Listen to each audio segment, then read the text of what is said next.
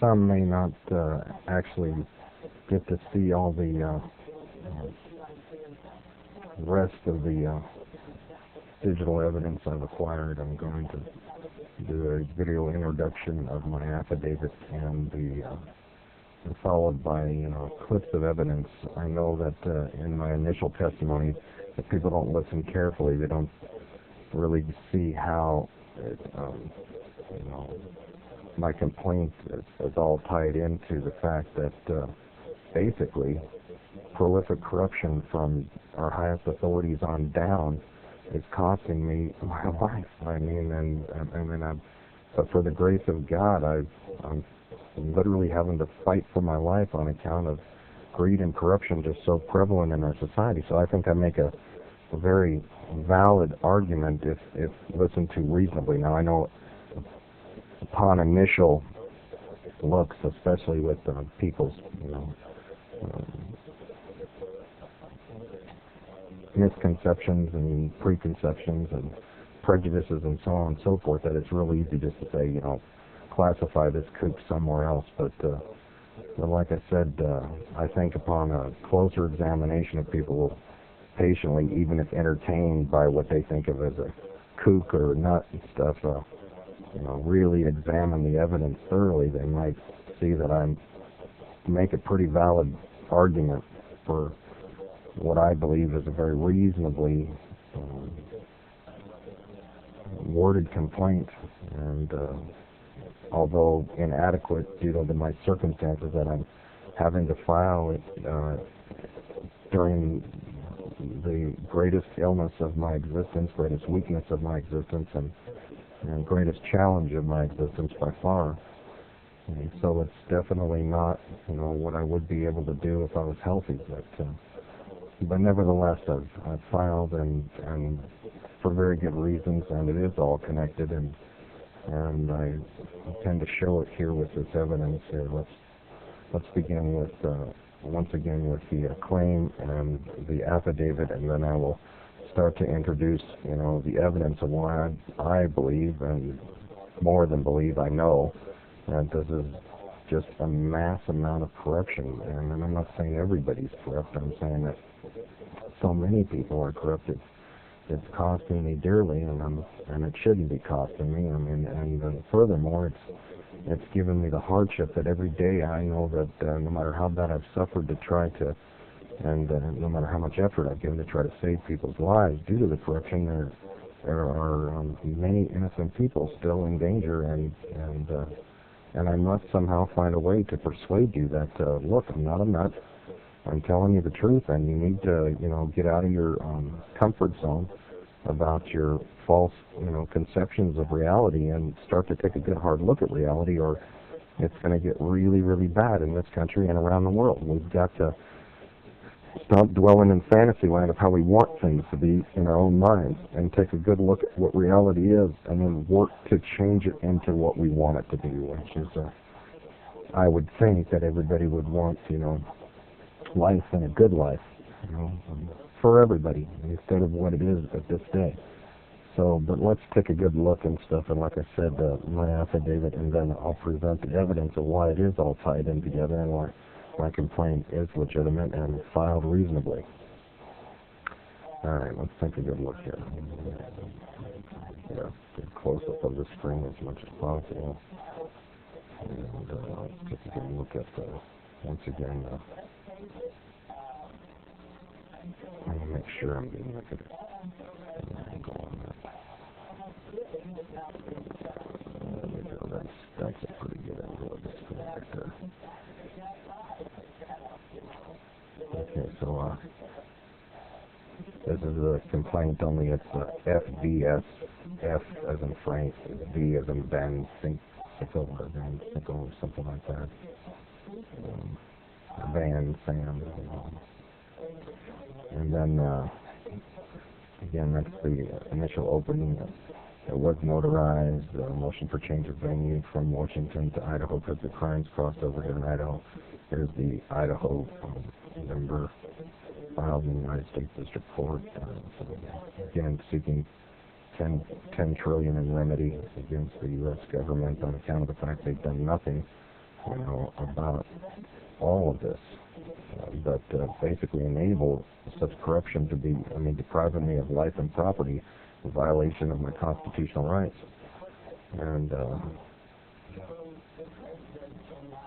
And corruption, so great that, the local authorities, in conjunction with federal authorities, have basically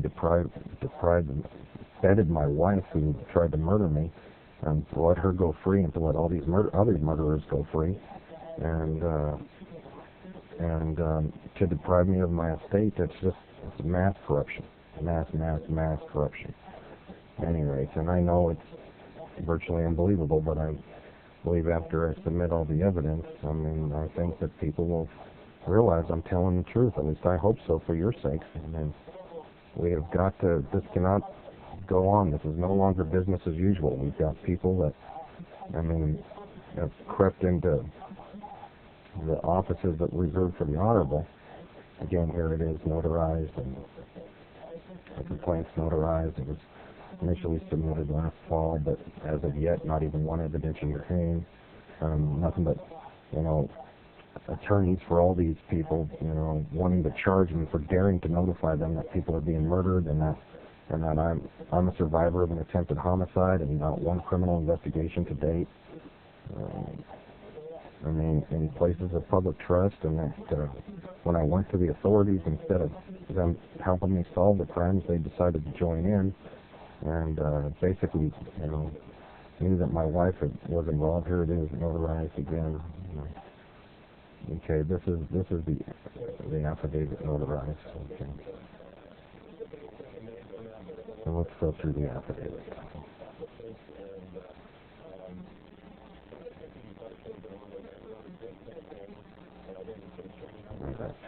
Here it is, the affidavit, and let me open it up so people can read it. Okay, I've sent this to so many people in power, trying to get somebody to send me some honest, honorable investigators to make sure that people are not being tortured and murdered in our hospitals up here, and from the witnesses I talked to, it's going on across the nation. But people get so drugged up and tortured so bad that when they get out, they drool on themselves, and people think they're mentally ill. Well, they are after what they go through. They're so ill they can't hardly express themselves anymore, and that's the whole idea. So people just think that they're, nuts, and nobody listens. But I am sound in mind, despite everything I've been through, and it is tough to believe, and I understand it's tough to believe. I still am in somewhat state of shock that things have gotten this bad, and I am sober. I'm not on drugs or drinking or anything, and these are the truth as I reported to the best of my knowledge. Okay, in May of 2004, this is how long I've been battling, to try to save people. And again, it was almost 2 years after this happened, but let me just read this. In May 2004, I went into a hospital located in the state of Washington to have a septoplasty and a tonsillectomy. This is a nose job, basically, in order to correct my ability to breathe. One of my passages was completely, almost shut due to the fact I broke it as a child. My septum was severely deviated. So my CPAP, even though I'd been prescribed for CPAP, wasn't working because I didn't have an airway. So prior to surgery, I had a pre-screening performed by the surgeon, Dr. Michael Cruz. Here's his address, here's his phone number. The surgeon was referred to me and present the day of surgery by this doctor. And this is Timothy Chestnut, there's his address, there's his phone number. In order to make surgery was appropriate for my state of health, and during pre-screening, my surgeon asked some poignant questions that I believe at the time was just placebo. He asked me what profession I was in, whether or not I was successful at it. I replied, real estate, and made some fortune. He further inquired as to what I estimated the value of them was worth. Well, none of it's friggin' business, Now, I know I've heard somebody say, well, they ask those questions just to determine if you can pay the bill. Well, I've got insurance, right? So it's like, well, nowadays, because insurance doesn't pay the bill, even though they say they're supposed to, or 80% of it, they want to know that you can still pay it more. But no, the questions were, of more personal affairs. And the questions were interjected in such a manner as to seem like polite conversation rather than serious prying into the state of my affairs, even so far as asking me whether I had a will or not. So I estimated at the time, before I'd been robbed and before, the market crashed and everything else, due to the calling of all the real estate loans, right? And we've got that I had about $2 to $3 million in holdings, and I've been too busy to get a will in place yet. And that until recently, my wife and I really didn't have a lot of assets to protect. Right when we got to this stage, she decided that she'd just walk away with all of it by murdering me. Now, I know a lot of people think, yeah, sure, but it is true. She's not right in the head, and she's greedy, and she's somehow found so many people that are like herself that she's basically screwed her way into freedom, and to them helping her. And it's really, really hard for me to take that in, but it's the truth. He said something about a will that might be a good idea to get in place. You never know what might happen, no matter how minor it may. The questions continued about a transfusion if one were necessary. All this question made me inquire just how routine this kind of surgery was. He was supposed to be just routine, and he was asking about wills and transfusions. And anyway, he showed me that it was minor, but sometimes occasions that might require a transfusion. I told him I didn't want any blood products, but he kept prodding, even if you were dying from a blood loss. And the reason I didn't want any blood products is because being a medical lab tech, I've studied, hematology, immunohematology, parasitology. I'm thoroughly aware of all the diseases that are delivered by blood. I didn't want anybody's blood in my body. I didn't care whether it had been screened or not. They're still discovering diseases now, right? So I didn't want it. But it's like, I conceded that if I had lost so much blood, I was in imminent danger of dying. Then a transfusion would be permissible. But that it had to be an exact match only. O positive blood, no O negative. And I wrote that on the transfusion permission form. At the time, I could not remember why I was so apprehensive, other than, like I said, I didn't want blood diseases, about receiving a blood transfusion, and why I was insisting it had to be an exact match only. That's what I didn't. I just knew I had to insist that it had to be an exact match at the time. I didn't remember at the time why I was insisting that it had to be an exact match. I just knew I had to. And also, I had to go to the hospital deaconess, involved in my blood, to sign the blood transfusion. When I wrote on the transfusion that it was to begin an emergency, I lost so much blood I was in danger of dying, and that it had to be exact match only, O positive only. I wrote this, quote unquote. I asked for a copy of the form, and the nurse was obviously not pleased that I had written on the form. She went behind the wall where I could hear whispered conversation.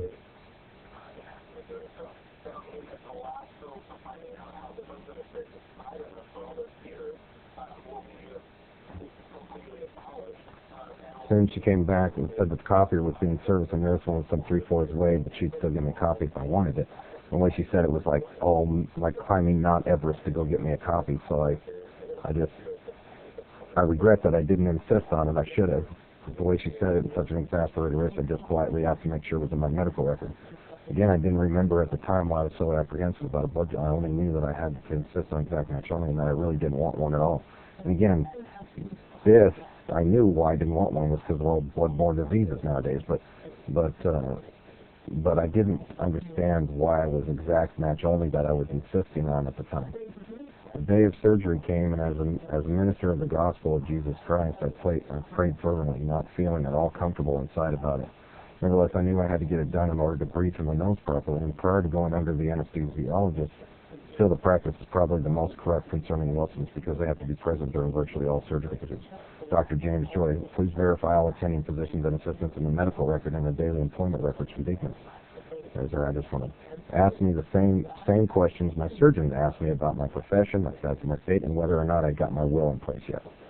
Again, I foolishly thought this was all just professional small talk, so I answered as I had to my surgeon that my wife and I had simply been too busy to get our wills in place yet. He reassured me that I had nothing to worry about anyway, as this was very routine minor surgery. I was more than apprehensive as he put me under. My sole comfort was that I entrusted my soul to the safekeeping of our Lord.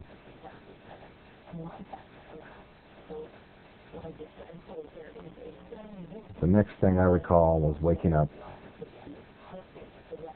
in a dark room with a young nurse intern standing next to a blood bag holder, squeezing a blood bag that was going into my IV. I asked her what happened, and she replied that apparently I'd lost an unusual amount of blood during surgery. So they had to give me 3 whole units of, and she was finishing the last of the 3 units at that time. She was standing next to a machine that I didn't recognize, and so I asked her what it was, and she replied it was a blood warmer because it was being used to keep the blood warm that she was giving me. She continued that they had been unable to locate O positive blood in the entire hospital, and so they had decided to give me raw O negative blood rather than the frozen compacted cells. She said the raw blood was better in an emergency situation. I knew inside that was incorrect, but I felt myself slipping into unconsciousness, and so I muttered something about universal donor before blacking out. The next I woke in a brightly lit room with a huge tube down my throat, and I was suffocating. Nurses and doctors were all around me, frantic, as I sat up and tried to pull the tube out that was choking me. Someone was yelling, hold him down, and another, put him out, which they did. Then I awoke in what appeared to be yet another room with just a young man and a woman. When I awoke, I was suffocating again with a tube in my throat, only this time my hands and legs were tied to the gurney, so I couldn't sit up or do anything but jerk around and pound my fingers as loud as I could on the metal rails, trying to get their attention. The woman had her back to me, and as I struggled, the young man smirked. I mean, he laughed as pink foam started coming out of my mouth. This individual knew I was suffocating and for my life, and he thought it was funny. And then he turned his back on me, and the woman was acidly saying that acting like a wild man wouldn't help me, it wouldn't save me, and that they had to restrain me to keep me from pulling the tube out that was in my throat and preventing me from screaming for help. My mouth filled with thick foamy substance, pink foamy substance that began to running down my cheek out of my mouth as I tried frantically to get them to look at me so they could see that I was suffocating. Again, at the time, I was thinking that, they must be ignorant or something, but that guy was laughing at me. He knew full well what was going on. I mean, and so did she, saying acting like a wild man wouldn't save me. Frantically to get them to look at me so they could see I was suffocating, and as I felt the darkness closing in, I shed a tear that I wasn't unable to tell my wife at the time. I didn't know she had told them to freaking go ahead and off me. Unable to tell my wife that I loved her one last time, and it just a moment to think, into thy hands I commit my spirit, Lord Jesus, and I felt my entire body seize, convulse, and everything went black. And at the time I wrote this, I really don't like to think too much about it. I still suffer trauma every time I do. Well, I'm beyond trauma now, to just downright good and angry, and really angry that I haven't been able to get any legal help in here to put these people behind bars where they belong, and to save people's lives. I mean, I can't believe that I have to deal with these people being loose while I'm fighting for my life in torturous agony on account of what they've done to me, and not one law enforcement has helped me, or instead they bedded her, let all these people, murderers, go free, bedded my wife and let her go free, and have assisted in her depriving me of my estate, as well as leaving me fighting for my life. And you might be thinking at this point, why is it taking him 2 years to tell someone about this? They really wanted him dead. Why is he still alive? I'll tell you that at the time so much happened to me, it took me all this time, at the time I started typing this, just to recover enough strength and cognitive ability to even remember everything that happened to me. And then let me tell you as best as I can and recall exactly how it happened. I really thought I'd suffocated to death at the last episode, and apparently I did, but I was surprised to awaken yet again in yet another region of the hospital in ICU, yet another attending nurse about my height and healthy build. The story went something like I'd suffered pulmonary edema from the negative pressure around my lungs due to my sleep apnea condition, and that it was an extremely rare event, and that I was very lucky to have been resuscitated by a shot of adrenaline. This is just BS. There's nothing but BS. I mean, I did suffer pulmonary edema, but it wasn't from negative pressure around my lungs, an extremely rare event. It was the fact that they gave me intentionally an incompatible blood transfusion, and I suffered an acute hemolytic reaction. They denied giving me the transfusion, but I can prove that they did. Absolutely prove to anybody that's a medical expert and that knows how to read lab reports and so on and so forth, that this is just BS. They gave me an incompatible blood transfusion, blood I didn't even need, intentionally to deprive me of my life. It was not an accident. It was intentional. And if they say that the first one was an accident, well, the second episode definitely was intentional. And it's, the longer time goes by, the harder it is for me in order to be able to call the witnesses involved, to be able to prove that this was done intentionally. My wife Jane, for instance, told me at the time that she had been told I suffered pulmonary edema followed by cardiac arrest twice, once for 3 minutes and another for 5 minutes, without oxygen or heartbeat. She also told me that the attitude of all the involved doctors changed dramatically after the attempt on my life, and prior to surgery they were all well-mannered and friendly, and afterwards extremely aloof and cold, and that would correspond to my memories as well. Finally, I was transferred to yet another area of the hospital to complete recovery. I was given oxygen, and they had a catheter in place. I was given intravenous hydration. I asked the attending nurse why I had a slight elevated temperature, sweats followed by chills, and dark brown urine, and she replies that apparently I was suffering from a quote-unquote slight allergic response to the blood transfusion, end quote. She also said that the brown urine was from the diuretic they were given. I later found out these responses were all lies, man.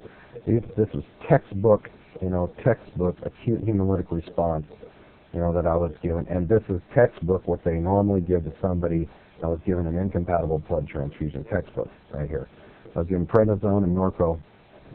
I was told it was a pain medicine, but it was like, later read on the internet that diuretics and prednisone are typically used to treat acute hemolytic blood transfusion reactions and sent home to recover. Nobody, and the pulmonologist, the specialist, Trev Chestnut, definitely knew I was given I had an acute hemolytic reaction to the blood transfusion, but he lied in his report, covering up the fact that this is what occurred, and that guy for sure knew. My wife and I had purchased recliners just so I could rest upright with the splints in my nose. Very ill, my intestines felt like stone, and it was some time before I could eat solid foods. I drank mostly and ate very soft foods like yogurt, cooked spinach. Time came for my splints to be removed, and my surgeon, Dr. Creaser, John. I must say that part of the surgery was successful. I could breathe through my nose sufficiently for the first time in over 25 years and can actually smell things I hadn't since I was a child. Food tasted better. I thought I was on my way to a successful recovery. At that point in time, after a few months had gone by and stuff, I remembered about, suffocating to death with my hands tied, and notified the hospital that if they were going to tie someone to a gurney, they should have at least placed an emergency button in their hand. I also stated that I didn't believe that lawsuits strictly for personal revenge were appropriate due to my faith, and that I only wanted to make sure they implemented that in the future so no one would go through what I did. And months went by, and I tried very hard to return to full-time work. Well, Joy gives me a call later on and completely denies it happened twice and stuff, and that I was ever tied at all.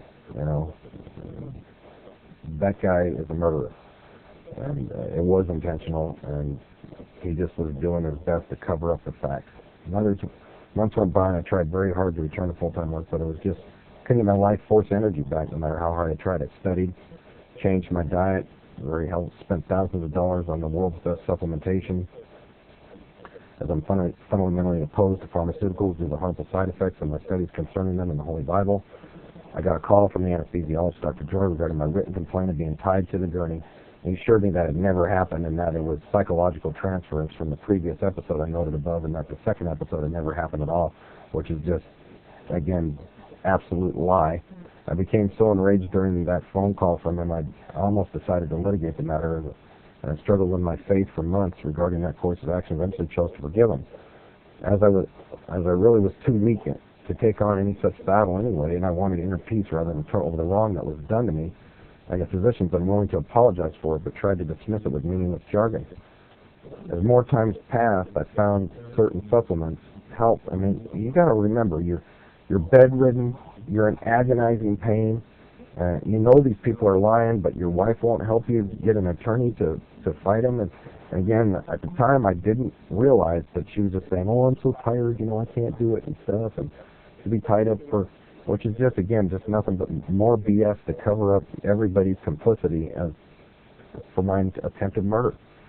As more time passed, I found certain supplements helped, and I had some better days, but overall my health was continuing to decline. Eventually it was becoming next to impossible just to make it out of bed and go to the bathroom and feed myself. Well, I slept 4 hours or 14, I just never felt recharged, and it was becoming impossible for me to work.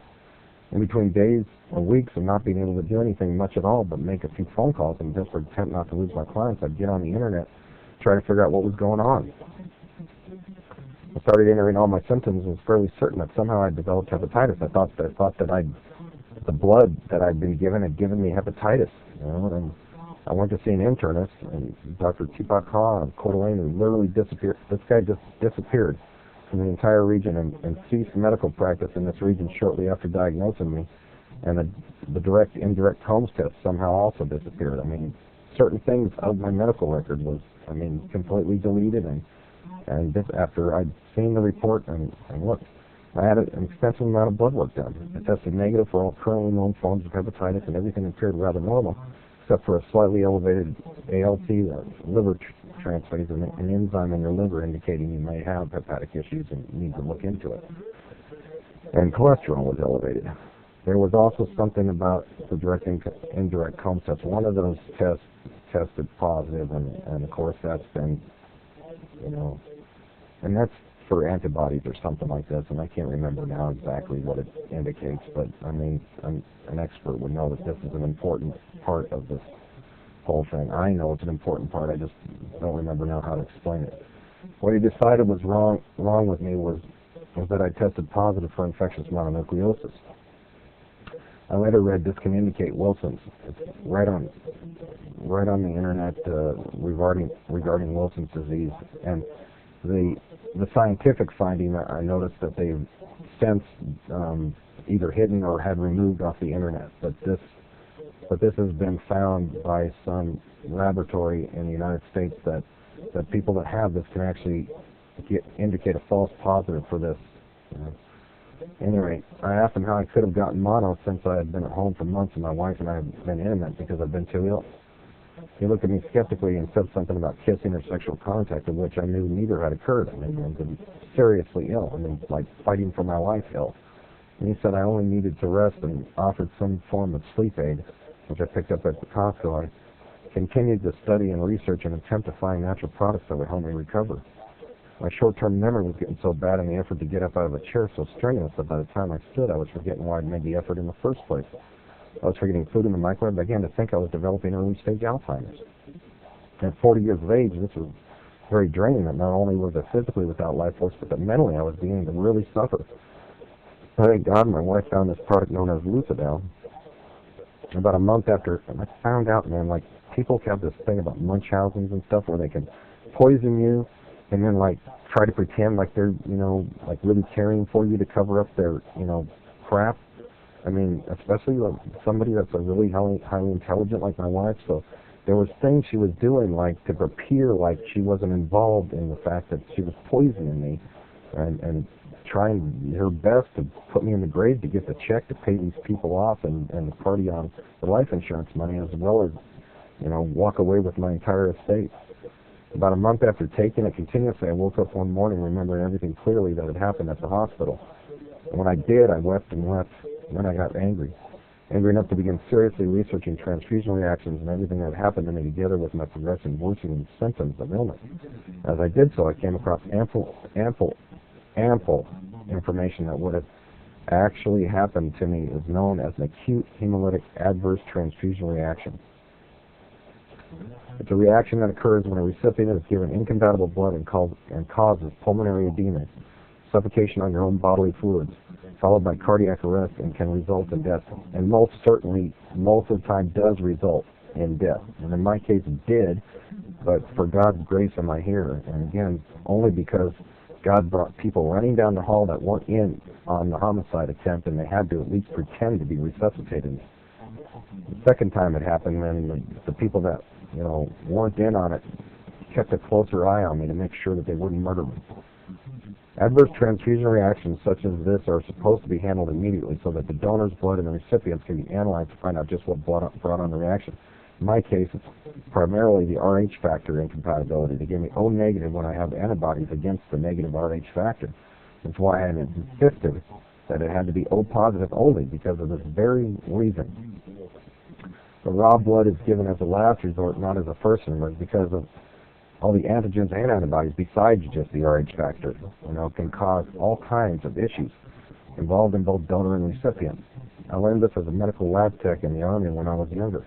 Regardless, raw negative blood was given me against my express verbal and written instructions and nearly caused my instantaneous death. Now raw blood that's compatible, like in a family member, that's a different story, but raw blood from a complete stranger to somebody else is, I mean, no. That's a no-go. There's too much antigens and antibodies that can set off reactions in the recipient, causing graft versus host issues. At any rate, express verbal and written instructions have nearly caused my instantaneous death. Now it's causing an even worse scenario, and I'm dying. Medically speaking, I'm spiritually not confessing this, but medically speaking, I'm dying, and I am suffering excruciating pain as a result. And it's because the denial of the fact that they gave me 3 units of incompatible blood and what it does to your entire system, your body, man, your immune system, your bones, everything. And somebody with my genetic condition, I mean, already having blood that's, compromised, is really giving me issues. And I mean, so I look basically like until my skin starts showing it, I look basically like I'm all right, but inside, man, I mean, and the X-rays show it. My marrow's been compromised, my organs have been compromised. I mean, I'm suffering. Let me explain further. I continue to seek the reasons for my ill health as I develop more and more symptoms. My dental hygienist, because the office is not involved in the cover-up, I'll predict. Actually, the agents did show up there on the day I went in there, and to get them to diagnose, they told them to shut their doors and that I was coming. Right? Like I said, my dentist was going to examine my mouth, told them I was coming, certain conditions, and told me to stop by any time. I notified them I was coming. Shortly before I arrived, they closed their doors and shut off the lights, although I knew they were inside. You could hear them. And also because I walked across the hall, and the receptionist there told me that she just saw them and was surprised they were suddenly closed.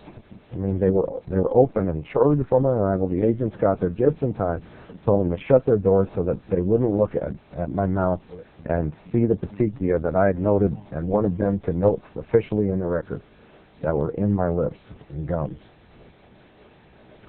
In addition, even though it had already been previously noted by one of their assistants. In addition, this busy family practice suddenly changed their normal operating hours as a result. I strongly believe they were pressured by I don't strongly believe, I know they were pressured by corrupt government officials to close the door when I arrived that day. And I think they changed their hours also as a result, keeping Wilson's for public knowledge.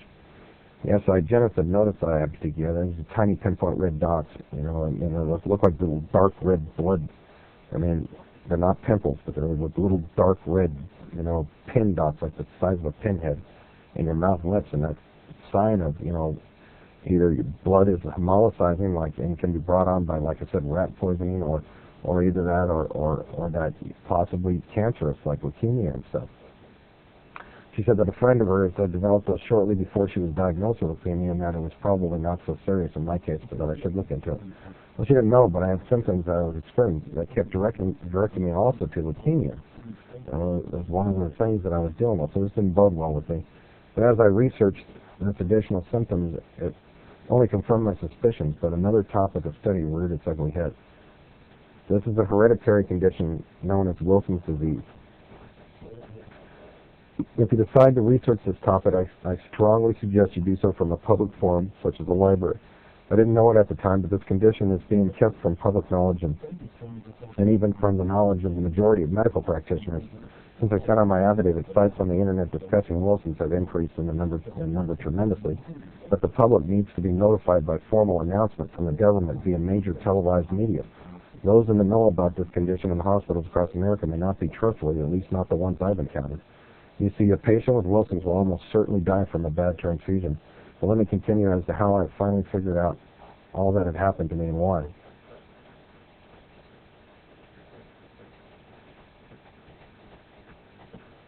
I started seeing a highly recommended physician, Dr. William Farrell, for his complimentary and alternative medicine. This was also a naturopath in Washington. I had extensive blood analysis done, and there were noted issues. Still elevated liver transphase, the enzyme in your liver, extremely low testosterone levels, borderline elevations. These things right here, are some of the telltale signs of Wilson's. and borderline elevations and glucose and other, and again, all of these combined are, point towards Wilson's. And when brought together with the other symptoms, kept pointing to Wilson's and leukemia. But my physician discarded the notion of leukemia because he said I didn't have elevated WBCs. Well, not all forms cause elevated WBCs, although the majority do, but I didn't know it at the time. There are different types of leukemia.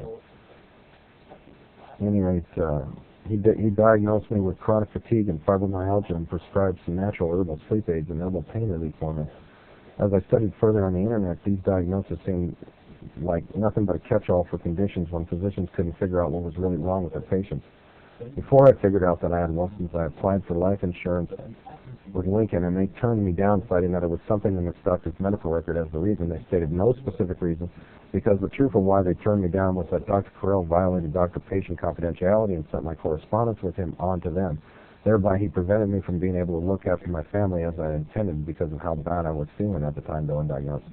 Again, I'm really glad this didn't go through at the time, because had it, there would have been probably even more that were like gunning for me and stuff, and how many people already had joined in just for the $500,000. I was applying for over one, and that would have made it like 1.5 or more altogether, and then there's so many greedy people now, that would have just been like, signing my death warrant for sure. And here I was, again, didn't remember all the threats she had given me and all the things she had done and all the things, but afterwards, as more things unfolded, and I began to be real suspicious of her. Real strange things started occurring afterwards that, now I understand why they occurred, but I didn't then. I began reading more on Wilson's. These were terms and definitions that I didn't know, so I had to find out the meaning. I began to realize I possessed every single observable symptom of the condition. All the physical manifestations, the outward signs. For the sake of those reading, let me go over some of the major ones. The most significant sign symptoms, in other words, the easiest, I believe, to discern, are what are called Kaiser-Fleischer rings. However, the definition I read online is incorrect. At least in some spots it's incorrect. Nowadays, there's other spots that have it correct. In simple terms, it's a darker ring around the colored part of each eye of varying thickness. A very narrow, perfect symmetrical ring the size of a thread is probably not Kaiser-Fleischer ring, but a murky ring of varying thickness, at times blurring into the whites of the eyes, and especially if in connection with these murky or darker rings, you possess virtually constant bloodshot eyes, or if you look closely at the whites of your eyes and they're turning yellowish. Very light yellow is still significant. Yes, regardless of the color of this ring, because the color varies due to the chromosomal color of each person's eyes.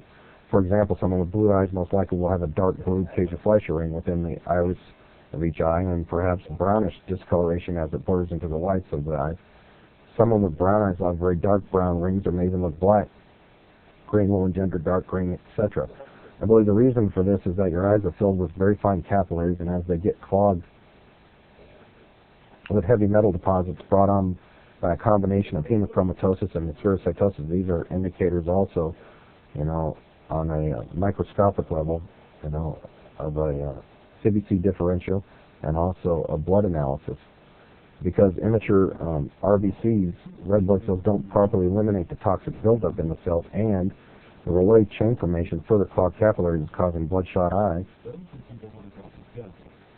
So the metals get deposited beneath the chromosomal coloration of the iris at the outer edges of the cornea and vary in thickness, and the brownish blur of the ring into the whites has that coloration because the prominent metals being deposited are iron and copper, found in most foods in varying degrees and in a lot of water. So by taking zinc chelation, and manganese, heavy metal chelation, combined with the heavy metals in the digestive, helps prevent the toxic buildups in your liver, eyes, brain, kidney, spleen, and any place where there's a lot of fine capillaries to process toxins out of your system. And usually first affected because of the amount of capillaries. And with each meal is currently one of the best things someone can do with this hereditary condition, besides just, avoiding toxic buildup to begin with. Don't take too much. Probably most would do about 25 milligrams per meal, but if you eat large quantities of red meat or high iron and copper content foods, it can be as high as 50 milligrams. Detoxification baths and 1 to 2 Clorox bleach. Now I know people think, bleach, man, that can't be good for your skin. but the bleach has a a binding process to heavy metals that absorbs a bunch of it through the skin, and actually somebody that's got severe muscle and tendon and joint and pain from all the heavy metals in their body, this can be extremely pain relieving, actually. I mean, at least from my personal experience. And higher purification standard, according to a book I read about detoxification. The amount will depend on your comfort level and in the size of the tub, amount of water in the tub. Will help pull the metals to your skin, help relieve toxic aches and pains associated with the poisonous accumulation in your tissues.